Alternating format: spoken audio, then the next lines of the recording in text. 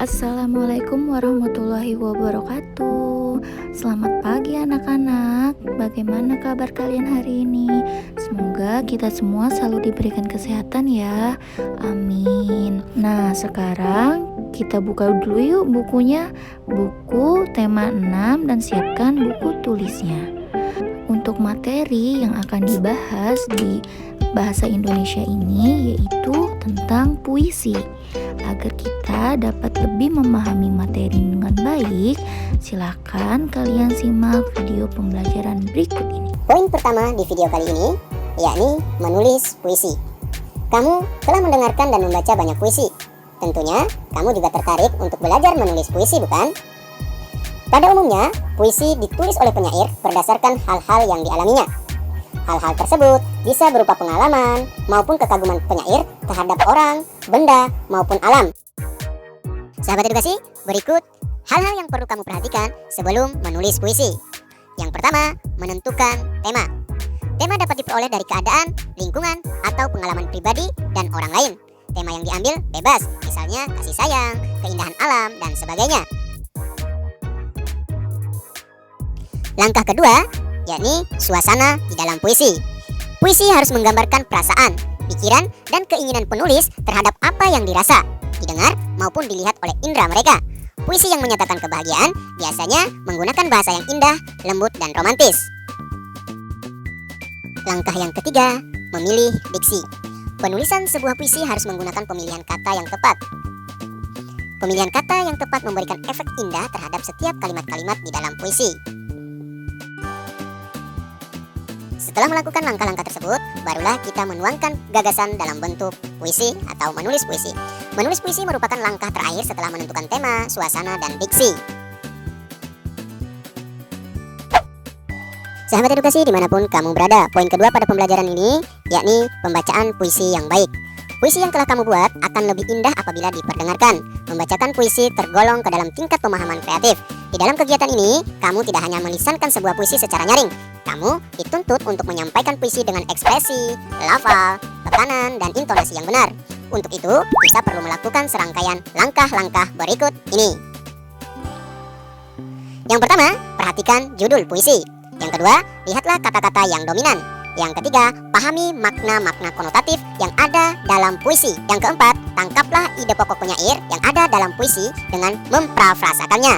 Dan yang kelima, temukanlah pertalian makna tiap unit puisi, kata demi kata, frasa demi frasa, larik demi larik, dan bait demi bait. Setelah itu, barulah kamu membacakan puisi itu dengan memperhatikan kualitas suara atau vokalisasi dan gerak mimik. Aspek suara berkenaan dan cara mengungkapkan kata-kata dalam puisi harus memperhatikan lafal, tekanan, dan intonasi. Adapun gerak mimik digunakan untuk menunjukkan ekspresi atas penghayatan dari puisi yang dibacakan. Dalam hal ini, kualitas suara dan gerak mimik harus sesuai dengan makna puisi yang telah kamu selami sebelumnya.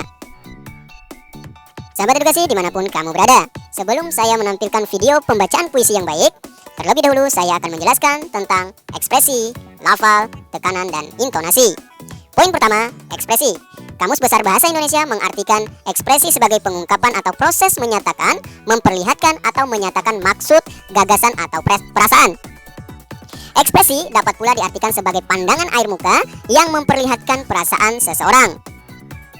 Dengan demikian, ketika membacakan puisi, kamu harus dapat mengungkapkan maksud, gagasan, atau perasaan suatu puisi melalui air muka secara tepat, entah itu berupa kegembiraan, antusias, harapan, dan semangat. Yang kedua, lafal. Lafal berarti ucapan seseorang pada huruf ataupun kata. Dalam membacakan puisi, huruf ataupun kata-katanya harus dilafalkan dengan jelas.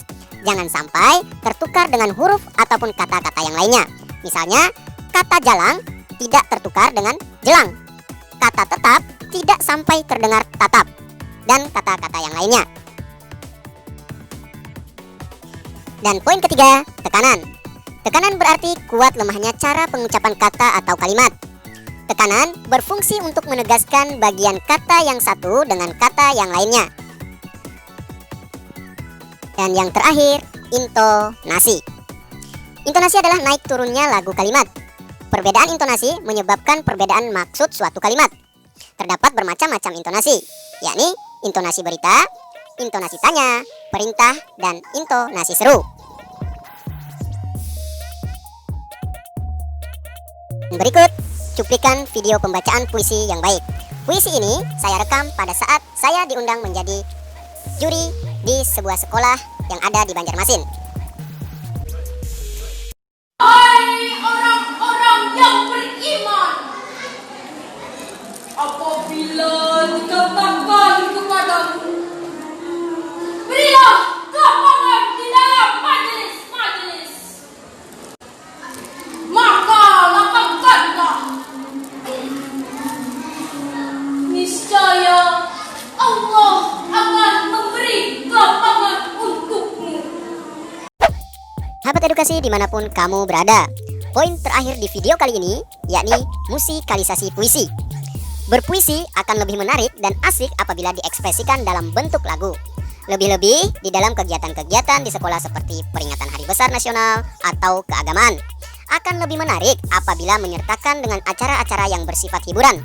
Acara itu misalnya musikalisasi puisi. Musikalisasi puisi adalah mengubah puisi menjadi sebuah lagu. Antara puisi dengan musik harus memiliki keselarasan. Sepintas, memang tidak terdapat perbedaan antara musikalisasi puisi dengan lagu yang diiringi musik. Dalam musikalisasi puisi, kamu tidak boleh mengganti atau mengubah kata dalam lirik puisi. Hal itu disebabkan puisinya sudah tercipta. Puisi merupakan satu di antara bentuk seni, yaitu karya sastra. Dalam musikalisasi puisi, aransemen musik tidak boleh mengubah puisi. Puisinya harus tetap utuh. Disinilah kamu dituntut untuk lebih kreatif. Aransemen musik mesti dapat menangkap karakter puisi yang digubah. Puisi yang bernuansa muram dan sedih ditampilkan dalam nada dan irama musik yang bernuansa muram dan sedih pula. Bagaimana anak-anak? Kalian sudah memahami kan apa yang sudah dijelaskan di video pembelajaran tadi?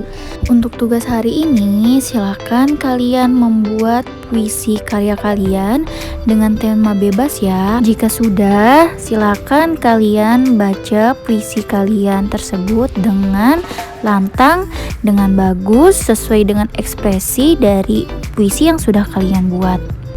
Jadi tugasnya ada dua ya nak. Yang pertama, kalian membuat puisi hasil karya kalian sendiri dengan tema bebas. Dan yang kedua, kalian membaca puisi dari puisi yang sudah kalian buat tadi. Jangan lupa, membacanya harus dengan ekspresi, tekanan, dan intonasi sesuai dengan tema puisi yang kalian buat tadi. Cukup sekian pertemuan di kelas tema hari ini. Kurang lebihnya mohon maaf. Wassalamualaikum warahmatullahi wabarakatuh.